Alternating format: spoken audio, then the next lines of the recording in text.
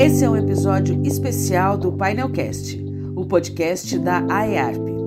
A arquiteta Adriana Biguetti, diretora de comunicação da AEARP, conversa com o engenheiro Marcelo Pereira sobre águas urbanas. Hoje nós vamos promover um bate-papo super bacana sobre a questão ambiental das águas urbanas. Amigo e um grande propiciador de encontros com cappuccino. Marcelo, se apresenta aqui para a gente. É um prazer estar com vocês na associação. E meu nome completo é Marcelo Marini Pereira de Souza, conhecido como Marcelo Pereira, como foi mencionado pela Adriana. Eu sou professor da USP, da Faculdade de Filosofia, Ciências e Letras de Ribeirão Preto, da Universidade de São Paulo, aqui em Ribeirão Preto. Nós vamos falar sobre as águas urbanas e eu queria começar com você falando um pouco sobre a questão da nossa vocação como país. O Brasil, ele tem uma vocação do modernismo. A arquitetura modernista é muito forte. Somos exemplos de uma cidade como Brasília, que tem um plano urbanístico completamente inusitado aí no panorama mundial. Temos a Bossa Nova. E eu queria, que você falasse para a gente por que a gente não consegue ter essa questão do modernismo na questão ambiental. Por que a gente não é moderno na questão ambiental? Nós temos que entender o meio ambiente na atual maneira que a sociedade tem de se organizar e produzir como um local de insumos, de matéria-prima. Então, o meio ambiente é visto como algo a ser utilizado. Isso é uma visão utilitarista do meio ambiente. Portanto, eu vou minerar até onde eu puder, eu vou explorar a terra até onde eu puder, a água no limite da exaustão e etc. Isso faz com que a gente ande numa corda bamba, num fio da navalha, eu diria. Ou seja, as questões ambientais não são vistas como algo que tem um valor em si. A questão ambiental, única e exclusivamente, uma questão econômica, monetária, monetizável.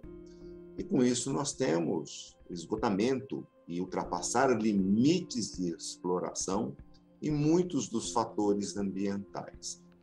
Na madeira, nas florestas, né? Às vezes nos campos, no cerrado, na água. Eu tenho limites ultrapassados em nome de um bem-estar econômico, que nós sabemos que é para poucos, né, Adriana? Esse bem-estar econômico percorre outros caminhos que uma distribuição de resultado, ou seja, esse desequilíbrio econômico, esse desequilíbrio na distribuição de renda, ele se reflete nos fatores ambientais ou no meio ambiente, se preferir. Portanto, é uma questão de valor.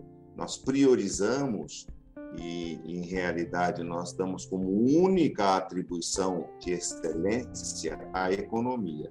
E todos os demais vão se atrelando a esses desejos e aspirações econômicas. Esse é o problema da área ambiental. Ela não é vista como um valor intrínseco, ela não é atribuída a ela a possibilidade dela ter um valor intrínseco, sim sempre rotulada com o precinho.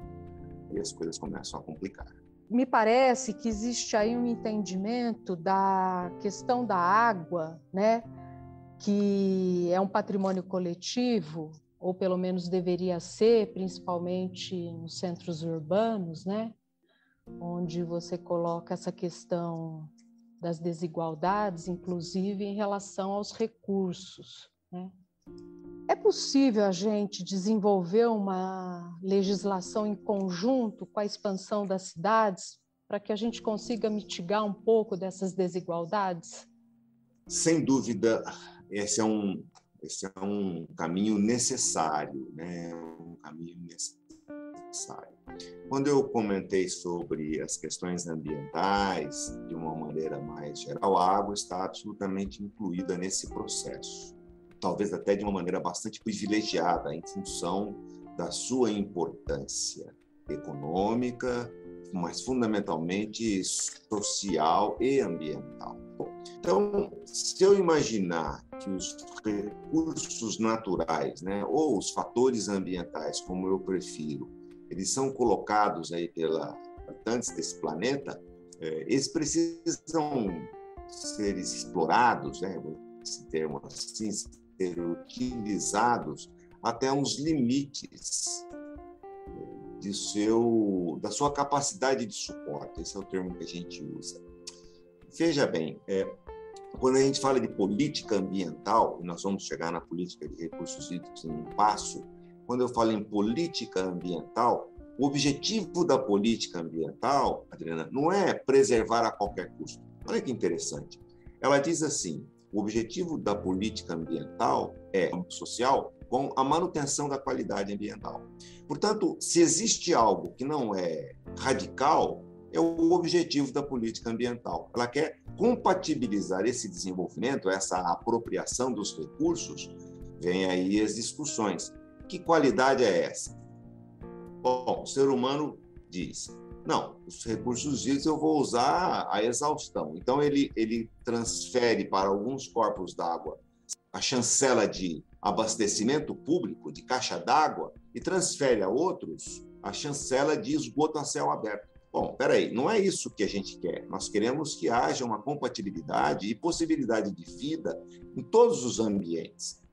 Isso a gente encontra nos recursos hídricos. Alguns corpos d'água, córregos, rios, lagos, de um padrão de qualidade incompatível com a vida. Eu transformo alguns deles em caixa d'água e outros em esgoto, né? Ou quase isso. Só não pode cheirar mal, o resto pode tudo, né? Então, essa é uma discussão muito importante nesse processo. Nós vamos lembrar que bens comuns, a água é um bem comum, a área ambiental é um bem comum. Esses bens comuns são utilizados e são estudados no mundo todo. Tem passagens bonitas e interessantes, a tragédia dos comuns, né, que é a administração desses comuns num viés econômico. Portanto, cada um tenta verificar a melhor possibilidade individual e aí os bens comuns se estouram todos, né? Então, é uma possibilidade. Isso nós encontramos cotidianamente nas águas. Quer dizer, ele é um bem comum, porém finito. Ele é finito. Ou seja, a administração dele, a gestão da água tem que contemplar a utilização múltipla de vida dos habitantes dela, da utilização do ser humano, utilização econômica, e ela tem um limite para isso, ela não é inesgotável. E essa administração dos bens comuns requer necessariamente a participação da sociedade. Então, vem aí muitas dificuldades nessa implantação.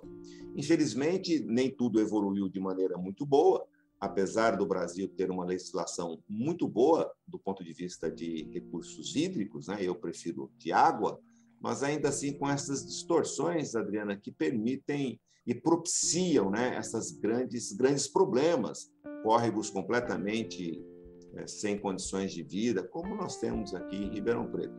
Muito em função das classes que a ele é atribuída e muito em função também dessa administração e gestão dos recursos hídricos, que não contempla a sua totalidade, né?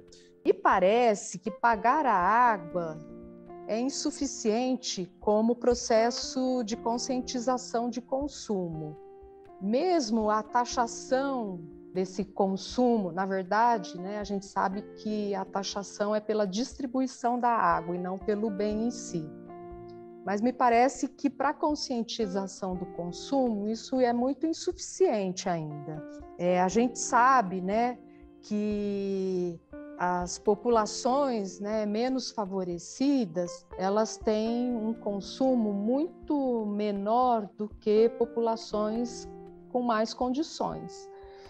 Eu, inclusive, fiz uma pesquisa da Companhia Ambiental do Estado de São Paulo, eles estavam colocando um parâmetro. Populações, né, africanas, como da Cidade do Cabo, consomem por volta de 15 litros diariamente.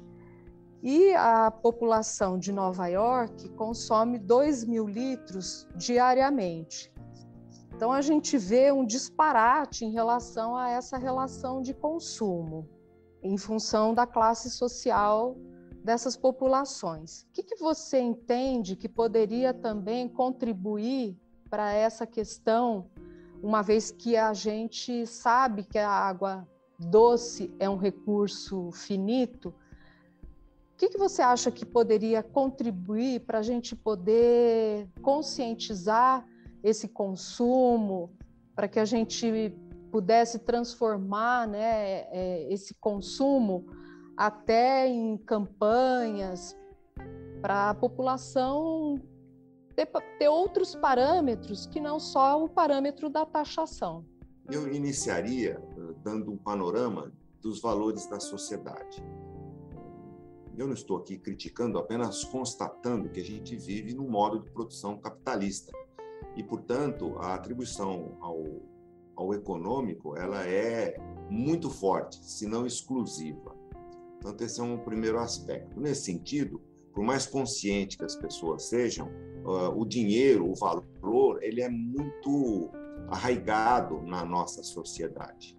Portanto, eu não descartaria, de maneira alguma, a conscientização e a cobrança. Acho que ambos andam de mãozinhas dadas no sistema capitalista, essa que é a discussão. Em relação à água, nós temos muita água, como você mencionou, é assim que a gente chama mesmo, água doce no planeta. Ocorre que onde tem água não tem gente, onde tem gente não tem água. Fica essa questão de disponibilidade hídrica descompassada com a população presente, né? Imagine a bacia do Rio Amazonas, com as poucas pessoas que lá tem. Não estou propondo ocupar a bacia amazônica de maneira densa, não. Só estou querendo ilustrar como as coisas são. Pois bem, em cada uma dessas regiões, elas têm uma disponibilidade hídrica suficiente para o abastecimento. Veja a nossa cidade de Ribeirão Preto ou mesmo o estado de São Paulo. Ocorre que eu não posso imaginar que todas as cidades terão o mesmo padrão de consumo ou perdulário, conforme você mencionou os números muito grandes, porque a disponibilidade é finita. A disponibilidade é finita. A gente fala muito, né, Adriana, do aquífero Guarani, que é o sistema Botucatu-Piramboia. Bom, ele é enorme, mas ele apresenta localmente uma finitude, um limite para essa exploração, a partir da qual eu não terei água para abastecimento, porque a recarga é menor, a capacidade de recarga do aquífero tem sido menor do que a exploração que é feita. Ou seja, eu tiro mais água do que a capacidade de repor. Seria mais ou menos assim, eu tiro mais água do que o córrego consegue suportar. Então vai secar, em aspas. E é por isso que eu tenho no centro de Ribeirão Preto um rebaixamento muito expressivo. Eu estou tirando mais água do que a capacidade de reposição. E é isso que a gente precisa atinar. Quer dizer, o ambiente ele é renovável em muitos aspectos, desde que eu observe essa capacidade de renovação. Então, nesse sentido, o planejamento urbano e a disponibilidade de água para esse abastecimento urbano, seja ele domiciliar, do comércio, das indústrias, que são demandas diferentes, eu preciso saber a disponibilidade. Não é só furar um poço e sair bombeando. Esse poço tem capacidade de abastecimento. Não é porque sai água hoje que sairá sempre. Eu tenho que estudar essa capacidade de renovação e reposição.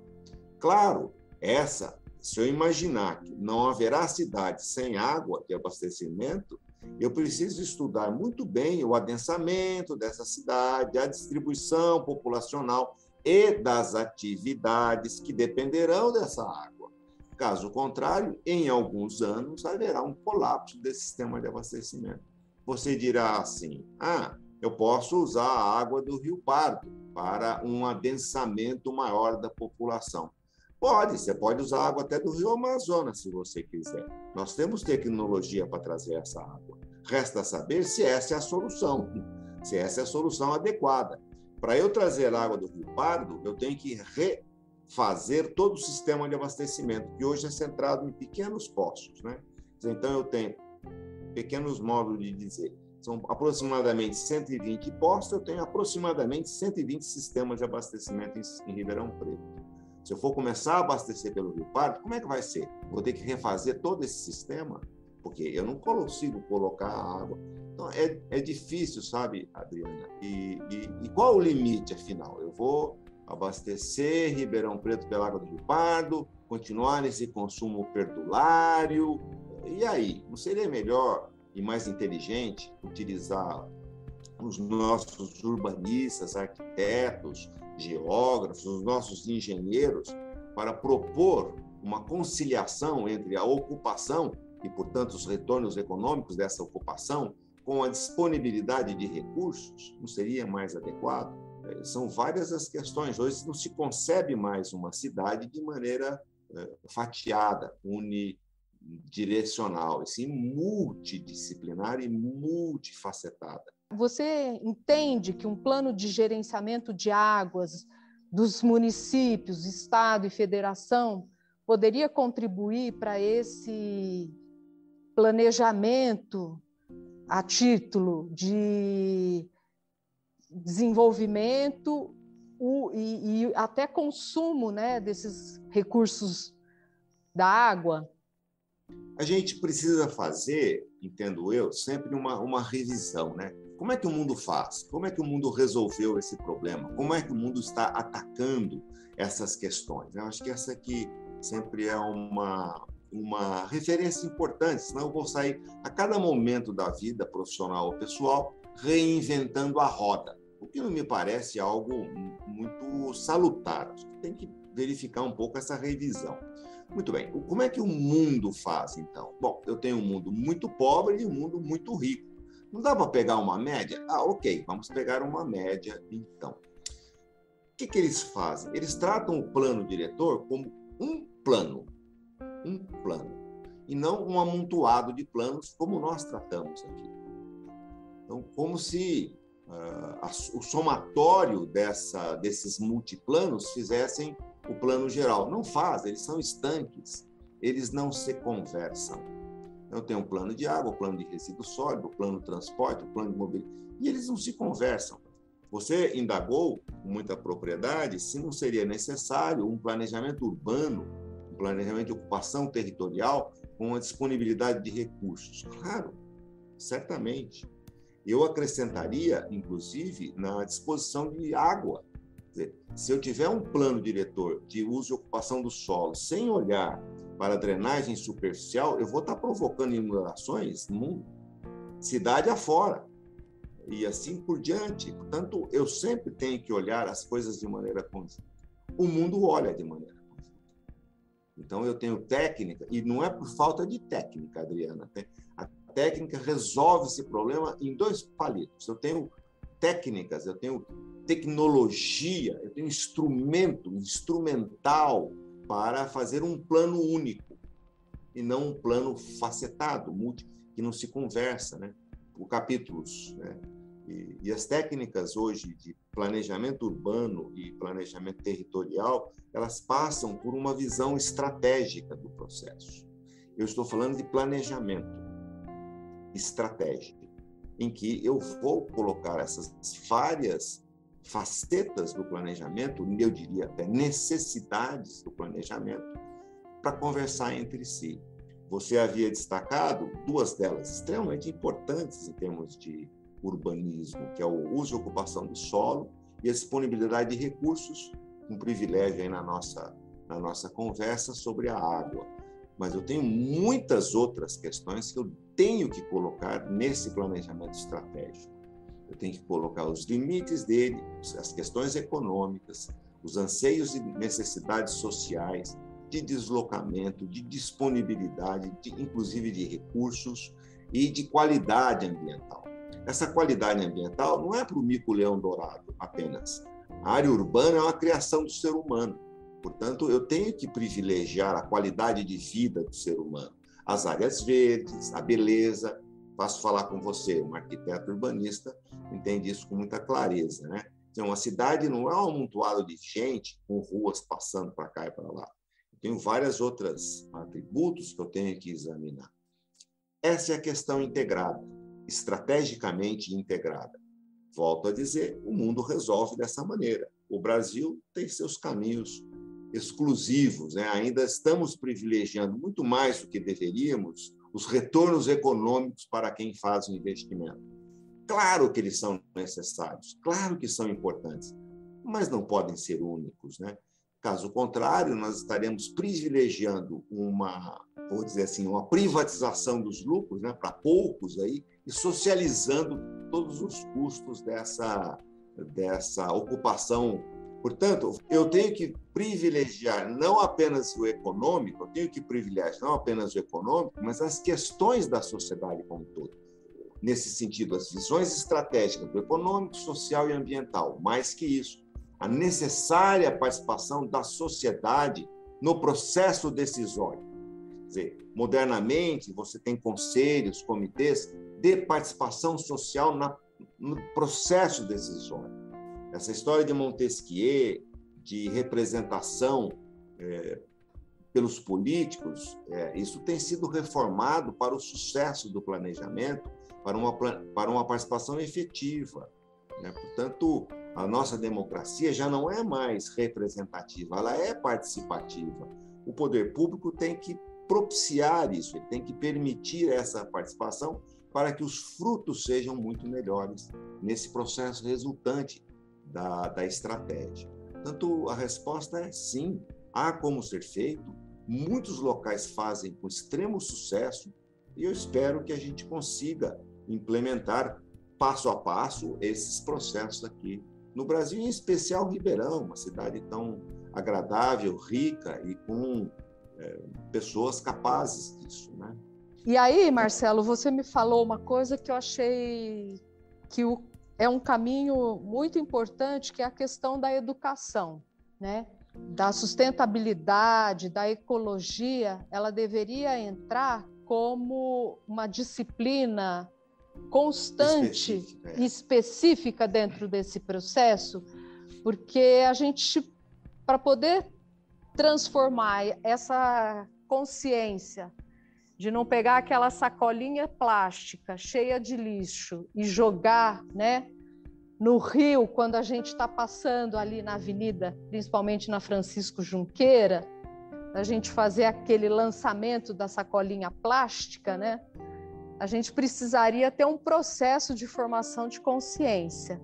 Me parece insuficiente se isso for apenas recortado em algum momento do processo educacional. Eu acho que a gente tem que ter realmente uma continuidade, não só como discussão social dentro do nosso ambiente de sociedade, mas também dentro do ambiente de formação humana, né? Que é a formação das nossas crianças, adolescentes e jovens. E adultos. Parte da sociedade brasileira, infelizmente, a maior parte, essa parte, né, essa maior parte é constituída de despossuídos, né, de desconsiderados. Muito bom. Então, essa pessoa não é cidadã. Essa pessoa não é participante. Ela não se sente, em momento algum, aquele sentimento de pertencimento. Ela tem o sentimento de não pertencimento. Portanto, parte das ações são reações ao que ela recebe da sociedade. Ela não recebe nada, exceto borrachada, né? Não recebe nada dessa sociedade e, de repente, a sociedade deseja que ela tenha comportamento adequado para essa minoria que manda. É uma questão até de dizer que não concordo. É uma questão até de reação, de mostrar um descontentamento a esse processo. Eu posso entender assim. A educação, ela é muito menos dar às pessoas atributos de saber fazer contas, etc., e ler, e muito mais, dar instrumentos para essa pessoa analisar a situação que ela vive, conhecer esse mundo que o cerca. E, a partir daí, ela é apta também a ser letrada. Tanto a educação, que traz a cidadania e a reflexão, ela é diversa dessa educação que eu costumo chamar de adestramento. Faça aí essa tabuada, o seu ditado, mas não raciocine, não pense. Porque se você pensar, você vai contestar esse status quo, essa situação maluca que é a brasileira, para adjetivar em termos amenos, né? Tanto, sem dúvida alguma, você não conseguirá mudar esses valores ambientais, esses valores sociais, senão por educação. É a única maneira que nós temos de mudar comportamento, atitudes, mas ela não pode ser uma educação repetidora de adestramento, sim uma educação libertadora, em que eu possa e deva fazer reflexões e análises. Bom, se eu propuser esse tipo de educação, a turma da oligarquia, né, vai correr um sério risco, porque eu vou contestar, peraí, por que esse sujeito tem isso e eu não? Porque o que é o mínimo? Né? O que é o mínimo? E, para mim, essa sociedade é muito contraditória, porque somos majoritariamente religiosos, especificamente cristãos, nas suas diversas modalidades, em que prega uma série de valores humanistas, mas eu pratico outros valores. Então, para mim, é uma enorme contradição as questões sociais e as questões de educação. Eu não vejo outra forma de mudar a sociedade que não seja o processo educacional e de participação. A participação vai nos dar algo importante, que é essa questão do pertencimento. Nenhum de nós joga um saco de lixo dentro de casa. Por quê? Porque ali eu pertenço. Seja essa casa qual for, mas eu jogo fora de casa, porque ali eu não pertenço. Eu não jogo fora porque eu entendo que eu pertenço à sociedade. Eu pertenço. Mas a sociedade me abriga numa série de necessidades que eu tenho. Será que todos são abrigados? Será que todos têm essa capacidade de pertencimento? Ou eles são devidamente excluídos? Que eles são devidamente colocados no lugar de onde estão? Isso aí. Não saia do seu lugar, né? Essas histórias assim. Portanto, enquanto a sociedade não pertencer à sociedade, nós teremos essa enorme contradição e esse comportamento, várias vezes, reflete a isso. Eu não consigo entender como é que um cidadão, como é que uma pessoa vai reagir diferente daquilo que recebe. São muito raro esse tipo de acontecimento. Então, uma criança de periferia, ela recebe muitos maus tratos sociais. E como é que ela vai reagir? Me conte. Não é muito razoável que ela seja bondosa, dócil e etc. Ela vai, porque não é essa linguagem que ela aprendeu. Ele aprendeu com a sociedade um outro tipo de comportamento. E, de repente, eu quero que ele se comporte de outra forma. Peraí, então, primeiro eu preciso tratá-lo de outra forma. Mostrar a ele que ele pertence a essa sociedade assim ou assado. Entendo eu que seja mais complexo esse processo. É um processo de mudança de comportamento social. Imagine se é possível você aceitar a ruptura dessas barragens de mineração e achar que isso é um acidente. Isso é um crime premeditado. Na engenharia nós temos isso claramente. Barragens de montante sendo executadas durante a operação, isso é um crime premeditado. Isso é doloso, não é culposo. E as pessoas aceitam aquela morte de centenas de pessoas como algo, como uma fatalidade, como algo assim. Uma sociedade que pensa dessa maneira, claro, ainda não está apta para incluir a sociedade como um todo. Essa visão única da questão econômica, do mais barato, do lucro máximo, da não participação, nos tem levado a caminhos muito estranhos e de alguma maneira, eles polarizam discussões que não são polarizadas, elas são comuns, né? Mas esse é o nosso percurso histórico e social, devemos passar por ele também, né? Acredito que sim, né, Marcelo? Que se isso fizer parte da reflexão. E Poderia ser diferente? Era desejável, mas a gente não aprende, parece que não aprende, né? Parece que o caminho da maturidade ele é um pouco mais difícil, né, do que aquilo que a gente consegue entender. Mas você que é mãe de mais jovens do que os meus aqui, quando os meus eram mais jovens, eu, para molar um pouco, falava assim: a juventude é algo muito nobre para ser dado ao jovem. Eu quero que você faça isso que nós estamos fazendo, Marcelo, que dê oportunidades para que a gente possa dialogar, conversar e entender esse mundo sem que a gente entregue, né, essa esperança para a desistência, vamos falar assim. E adorei essa questão dos jovens, viu, Marcelo? Isso foi... Amolava muito os outros. O Otávio era meu passatempo predileto. Jovem, você é jovem, fica bravo. Adorei. Quem sabe os jovens vão poder nos ouvir nesse podcast de forma bem atenta. Foi muito bom. Obrigada, viu, Marcelo, pelo bate-papo, pela disponibilidade de estar aqui refletindo junto com a gente, questões importantes.